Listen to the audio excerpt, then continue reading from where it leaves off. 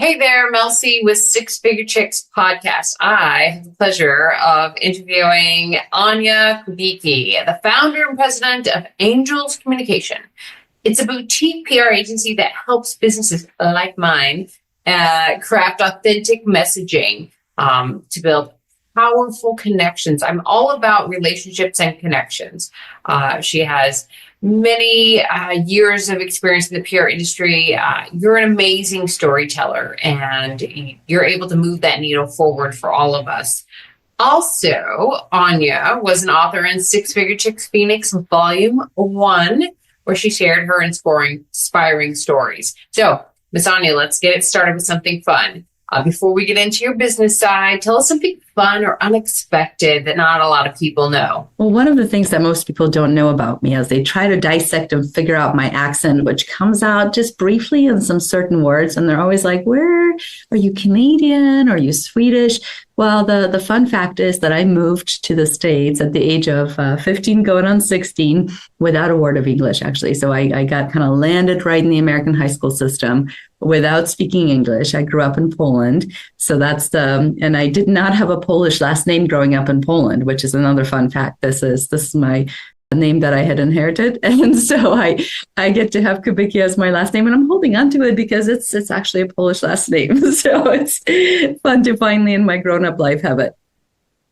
Yeah, that is awesome. All right. So let's get down to the nitty-gritty. So PR, it seems to me, and maybe other people that are not in that industry, pretty fast-paced, competitive world, because we're all vying to be on top or in media, digital presence. What's one of the biggest challenges that you faced in building your communication company?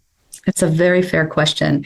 And, as entrepreneurs, I think every day we face that question of why do I do this, right? And when things get really hard, and things get hard a lot for different reasons. But in my business, I experienced a drastic change in the industry when the digital communication and that whole, genre of digital media became really overtaking our entire way that we talk to each other. So when I started in PR back in the 90s, fresh out of college in New York, working with one of the big agencies, the great thing was that we all agreed as humans where we get our information from. And you may remember, we used to read the paper and there was the news, and that was kind of what there was. That's how we got our information.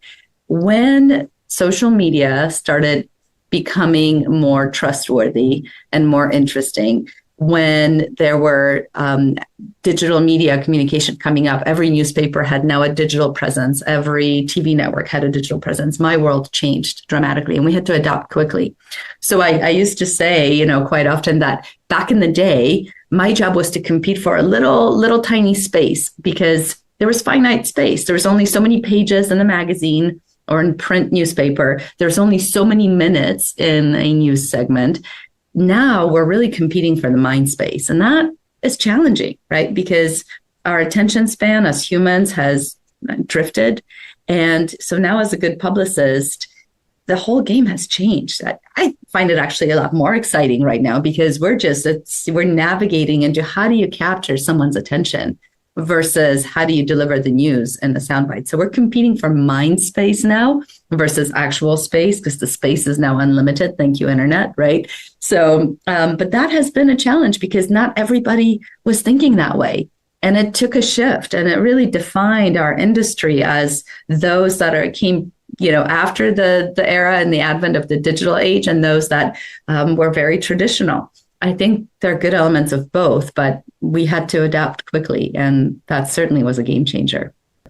Yeah, most definitely. And much like podcasts, there are so many podcasts out there, it's hard to figure out which one to listen to next. And that's why I like the Six Figure Chicks podcast, where we keep it short and sweet.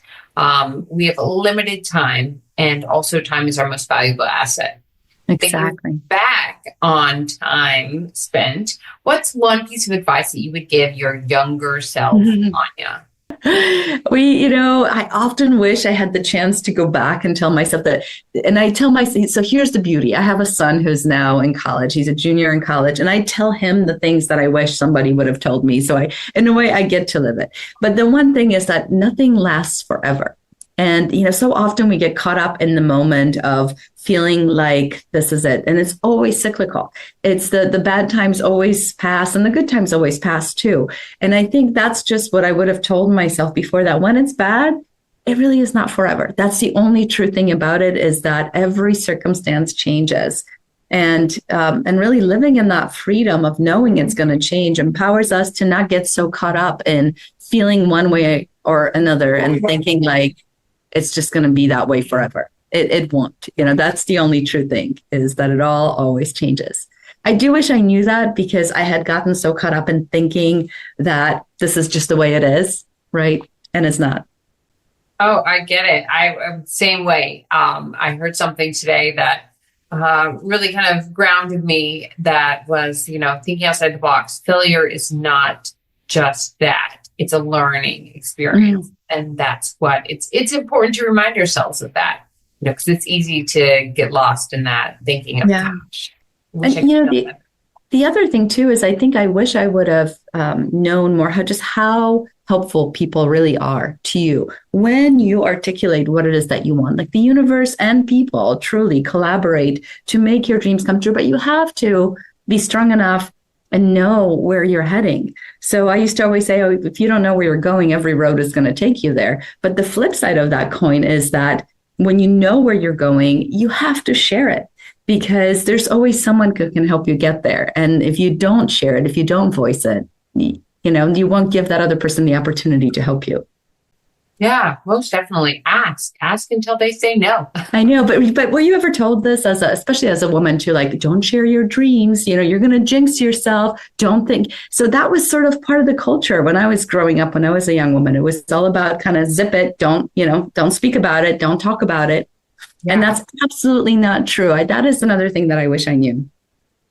Yeah, most definitely. I love that. And also as business owners too, we think we can do everything, or we start out doing everything. And then as your business grows, you're like, whoa, I can't wear all the hats anymore. So you help businesses craft pretty powerful and authentic messaging that fits true to their core, their beliefs. In a world full of noise, again, what's the key to standing out and making real connections with your audience? Yeah, the key is to honestly have something that is different and to know what that is, right? And not be afraid to say it. A lot of times I hear entrepreneurs say, well, it's really not about me. I want it to be about something bigger than me. And yes, but the way to that is through you. So we have to remember that stories are around people, and we're not going to necessarily remember something unless it has that character that we can connect with, right? That hero journey. I do think that the way we remember things is when there's a great story around it. And my advice to all my clients is to not be afraid of that story, not be afraid to share it and build it and own it. Right. Often I think people confuse brands with, and they say, my brand has to live beyond me. Yeah, but there's always someone who built it, and we love that person. And that's why we love the brand. Eventually the brand will stand on its own, but you can't forget that it can't do that from the beginning when it's really young. Like we don't fall in love with brands. We fall in love with the people who've built them and with stories, right? Later on, the brand can have the stories of several different people, but in the beginning, we fall in love with companies and with brands because we really truly connect with the people, especially when you're in a service market. When it's not an impulse buy, it's not just, a piece of clothing or something but that's easier to love a brand. But when you're in a service business, people kind of have to really connect with you. And the stronger of a story you have, the more memorable you are, because we're wired for that, to remember them. Yeah, we want to be able to connect, to believe and trust in something. I always say people buy you before they buy your product or service. So true. That's how I, operate. So I love that in your background, you have the Six-Figure Chicks Phoenix. Oh, yes. So tell the audience a little bit, being a part of that book, how has sharing your story as an author really helped grow your visibility? Well, it's interesting because as a publicist, I recommend writing books to my clients to have that thought leadership. And I just never really thought that it would be part of my journey necessarily to share my story in that way. I had, everybody has a book idea of some way because we're all creative people, but it's really hard to make it come true. And when you think about all the time and effort and resources, I just think, well, I've got a full-time job. I can't, write a book. So two things. And let me share a story just from today, how this really helps in real life, because this actually just happened right before you and I spoke. I had a new business meeting here in the office. And we're really bonding, the person who came in. We were very similar. We think very much the same way. And she said, I always thought if my life was a movie, like I would really want to watch it. And I said, I say that. That is my quote. And she said, really? Yeah. And I said, no, seriously, it's in my chapter on my book. So here I was able to pull it out and literally show her, and she's taking pictures of it, right? She's on her phone like, oh my gosh, nobody else says this. I'm like, well, I do. And so it was so remarkable because our words do make a difference. And a lot of times we try to say things, to sound like the people, but having something in writing and then be able to show it and say, no, this is truly my story. That was quite the remarkable experience just from today. But besides that, there's so much more to it. There's so much depth to it. Number one, I loved that this book was more than just about me. Like it's great and it's gratifying to have something about you.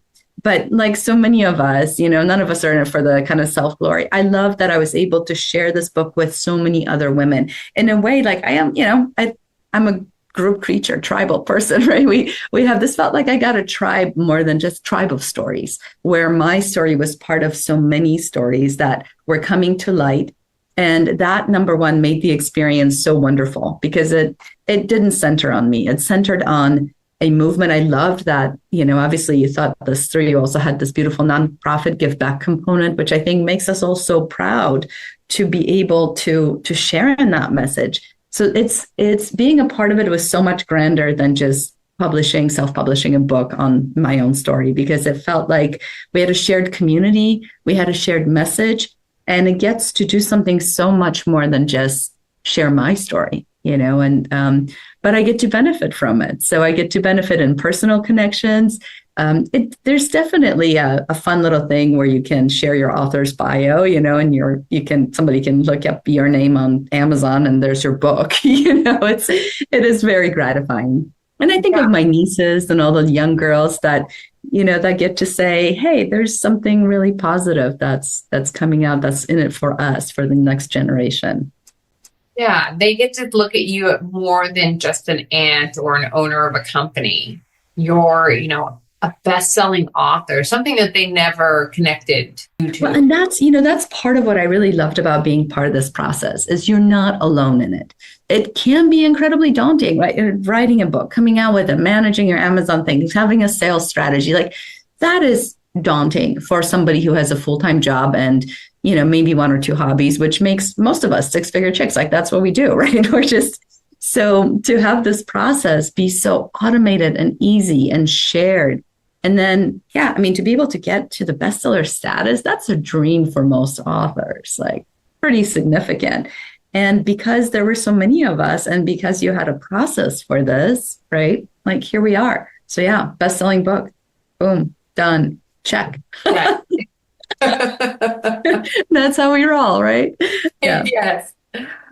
I love it. Thank you so much. I'm so privileged to have you in the book. So one last glimpse into your wish list. So if you could have dinner with any successful woman, dead or alive, who would that be?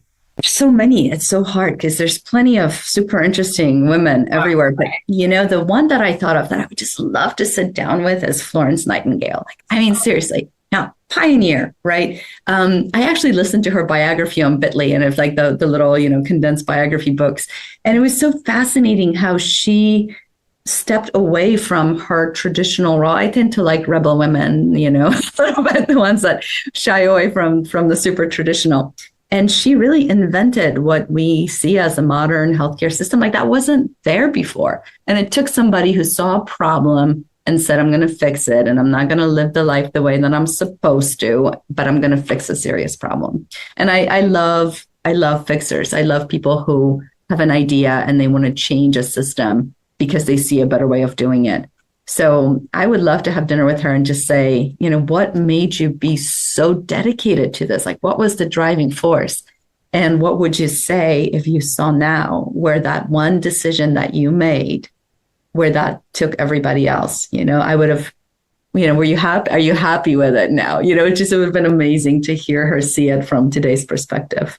I love that. And yes. So how can people get a hold of you? I know there are going to be tons of people. I use your services. I have lots of clients that use your services. You're an amazing woman. So how can they get a hold of you? Thank you.